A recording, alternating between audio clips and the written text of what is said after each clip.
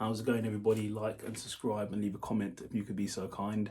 So, Khamzat Chimaev at 185. There's talk of him going to 185 because he called out, well, he's posted on his Twitter, 185, said he was going there.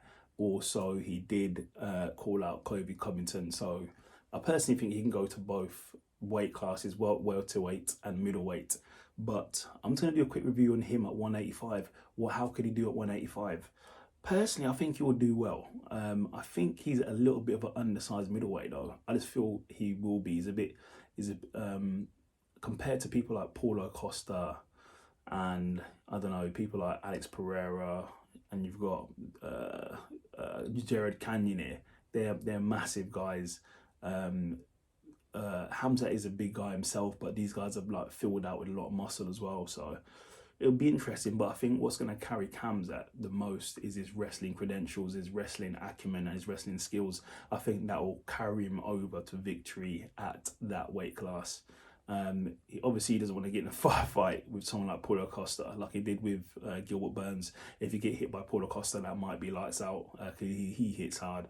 But I do see him doing really well at 185. I still do see him have a lot of success. The question will be is, can he handle the bigger guy? Now, he did handle Jack Hermansson at a grappling match and won. So that's a good sort of tell of how he would handle. But obviously, this is not a grappling match, it's an MMA match. He's got the striking, there's knees, there's a lot of other things going on. And there's the fence and there's everything else. And these are bigger guys. So you take a hit. Like I said, if you can't really go in the back and forth like he did with Gilbert Burns, because these guys are hitting harder. And right at the top of the division, obviously you got Israel Adesanya. Great footwork, great takedown defense, great striking as well. He's a bit of a puzzle. I don't think you can just run him down. I know Khamzat just runs into people and takes them down. It may be a bit harder than that. It's going to be a lot harder to do that, I think, against Israel. Obviously you got Robert Whittaker there. I know Khamzat said he doesn't want to fight Whittaker because he's a good guy, but if you're fighting for a title, I don't think Robert Whittaker cares who you are. He wants that title shot, so it'll be interesting. But I personally think Khamzat will do really well at 185 if he goes to 185.